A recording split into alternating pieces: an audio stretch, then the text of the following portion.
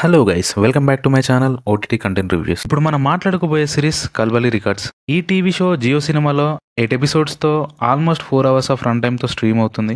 ఈ show Hindi music and drama జోనర్లో తెలుగు ఆడియోలో కూడా అవైలబుల్గా ఉంది. స్టోరీ ప్లాట్ లైన్ విషయానికి వస్తే, మౌజ్ అనే ఒక పాప్ స్టార్ గెలాక్సీ రికార్డ్స్ అనే కంపెనీతో టైఅప్ అయి షోస్ చేస్తూ ఉంటాడు. అతను పాడిన ఒక సాంగ్ ఒక సెట్ ఆఫ్ పీపుల్కి నచ్చక మౌజ్ పైన నెగటివిటీ స్ప్రెడ్ చేసి ఒక లైవ్ షోలో అతన్ని మర్డర్ చేస్తారు.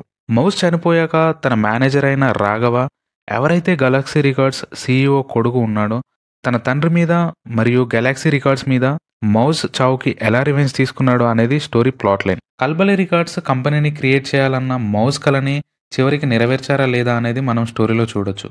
స్టోరీ అంతా కూడా టోటల్ 8 ఎపిసోడ్స్లో చాలా సాంగ్స్ ఉంటాయి. అందులో మోస్ట్లీ ర్యాప్ సాంగ్స్. సిరీస్ అంతా తెలుగు ఆడియోలో ఉన్నా కూడా సాంగ్స్ అన్ని మాత్రం హిందీ ఆడియోలో ఉన్నాయి. నాకైతే సాంగ్స్ అన్నీ కూడా బాగానే ఉన్నాయి అనిపించింది. ఇంకా ఈ స్టోరీ మీద నా ఒపీనియన్ పర్లేదు అనిపించింది.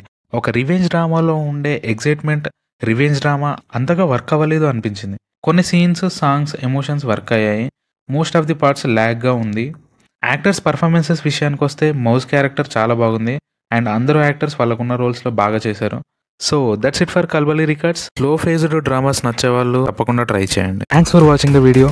Don't forget to like, share and subscribe to OTT content reviews.